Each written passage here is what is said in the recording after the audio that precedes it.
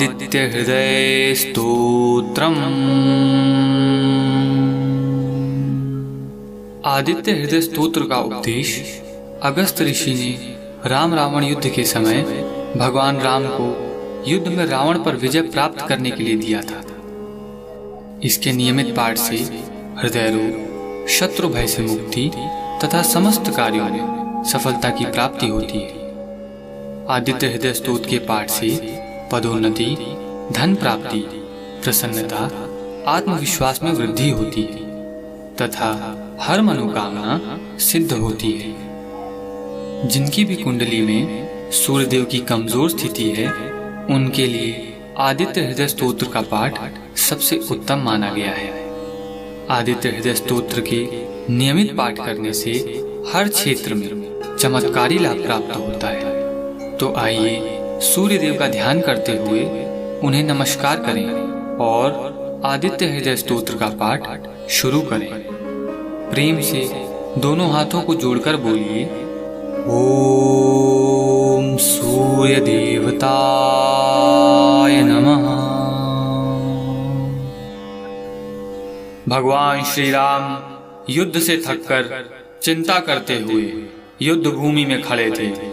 इतने में ही लंकाधिपति रावण भी युद्ध के लिए उनके सामने उपस्थित हो गया।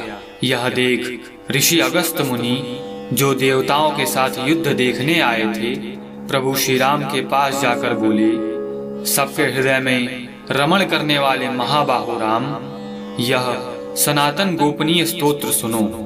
वत्स, इसके जप से तुम युद्ध में अपने समस्त शत्रुओं पर विजय प्राप्त कर लोगे। इस गोपनीय स्तोत्र का नाम है आदित्य हृदय। यह परम पवित्र और संपूर्ण शत्रुओं का नाश करने वाला है।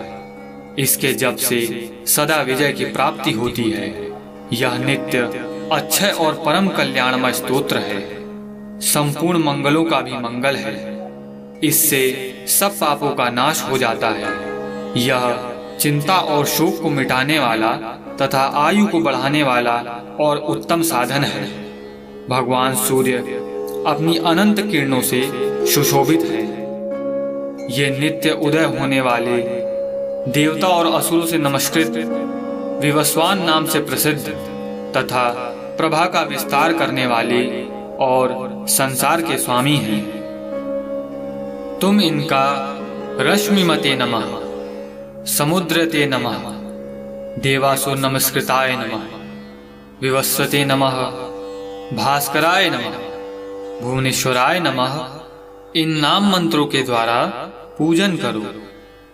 हे राम, समस्त देवता इन्हीं के स्वरूप हैं। ये तेज की राशि तथा अपनी किरणों से जगत को सत्ता एवं स्फूर्ति प्रदान करने वाले हैं। ये ही अपनी रश्मियों का प्रसार करके देवता और असुरों सहित संपूर्ण लोकों का पालन करने वाले हैं। ये ही ब्रह्मा, विष्णु, शिव, स्कंद, प्रजापति, इंद्र, कुबेर, काल, यम, चंद्रमा, वरुण, पितर, वसु, साध्य, अश्विनी कुमार, मरुदगण, मनु, वायु, अग्नि, प्रजा, प्राण, ऋतुओं को प्रकट करने वाले तथा प्रभा के पुंज हैं।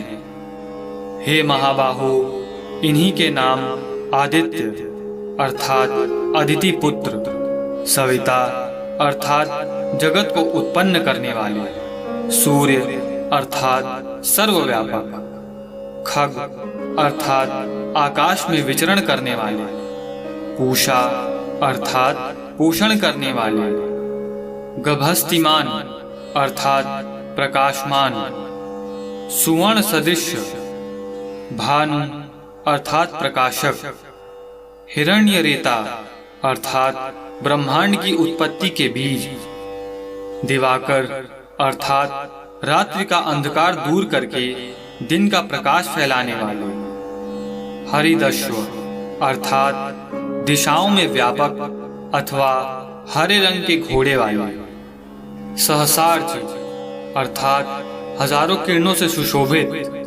तिमिरोन्मथन अर्थात अंधकार का नाश करने वाले, शंभु अर्थात कल्याण के उद्गम स्थान, त्वष्टा अर्थात भक्तों का दुख दूर करने अथवा जगत का संहार करने वाले, अंशुमान अर्थात किरण धारण करने वाले, हिरण्यगर्भ अर्थात ब्रह्मा, शिशिर अर्थात स्वभाव से ही सुख देने वाले, तपन अर्थात गर्मी पैदा करने वाले, अहरकर अर्थात दिनकर, रवि अर्थात सबकी स्तुति के पात्र, अग्निगर्भ अर्थात अग्नि को गर्भ में धारण करने वाले, अदिति पुत्र, शंख अर्थात आनंद स्वरूप एवं व्यापक, शिशिर नाशन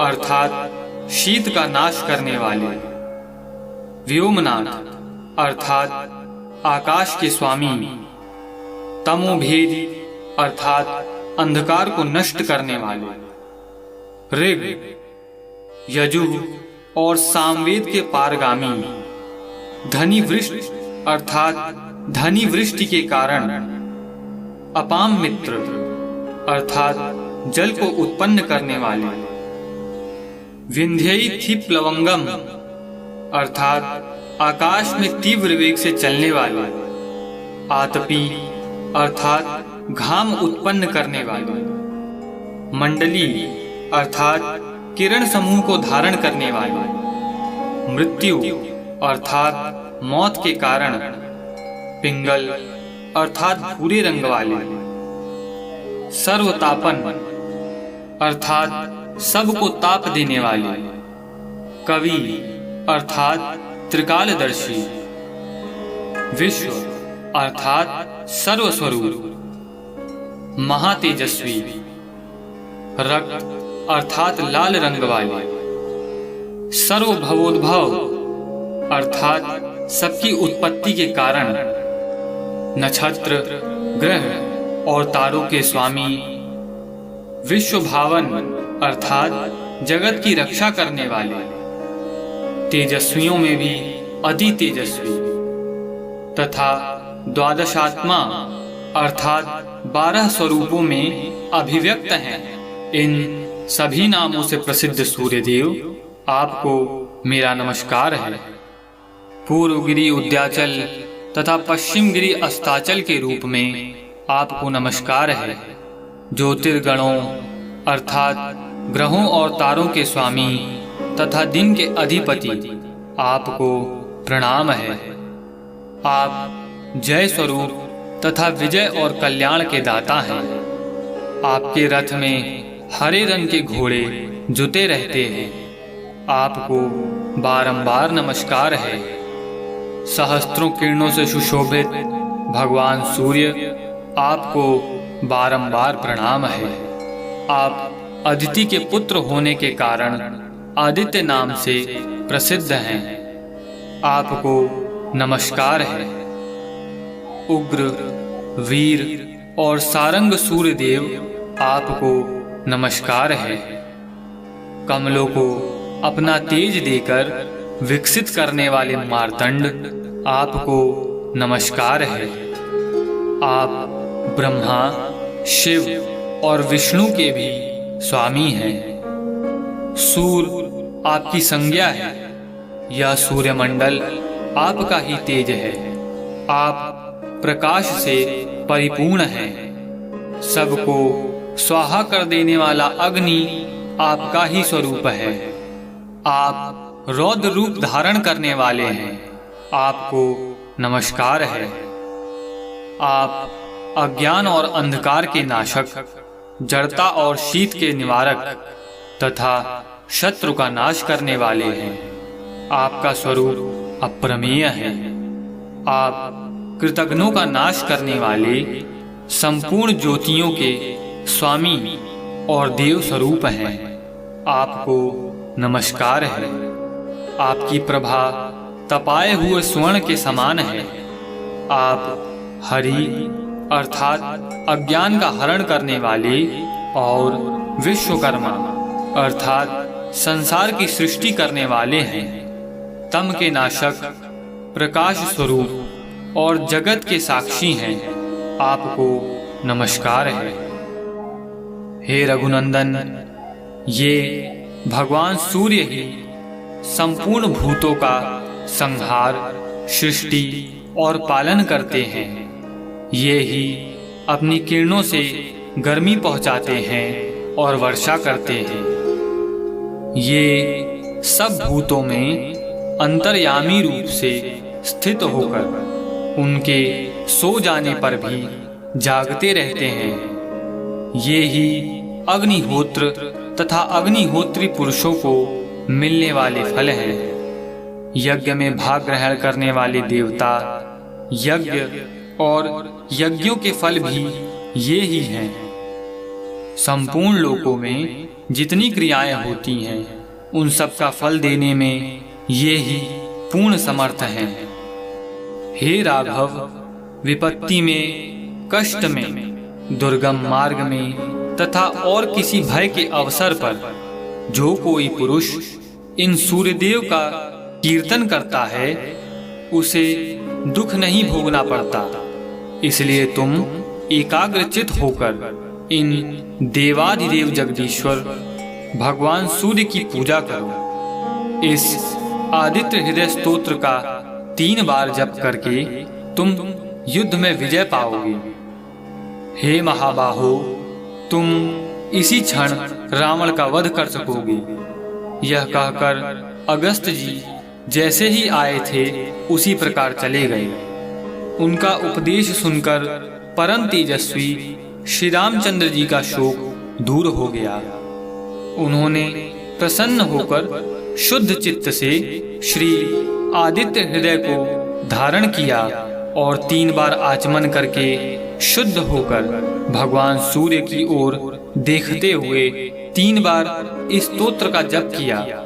इससे उन्हें बड़ा हर्ष हुआ।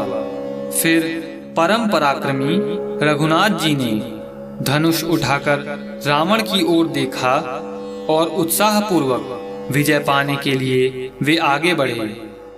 उन्होंने पूरा प्रयत्न करके रावण के वध का निश्चय किया। उस समय देवताओं के मध्य में खड़े हुए भगवान सूर्य ने प्रसन्न होकर श्री रामचंद्र जी की ओर देखा और निशाच राज रावण के विनाश का समय निकट जानकर हर्ष पूर्वक कहा, हे रघुनंदन, अब शीघ्र करो और इस राक्षस राज रावण का अंत करके पृथ्वी को पाप से मुक्त करो। श्री आदित्य हृदय स्तोत्र संपूर्ण।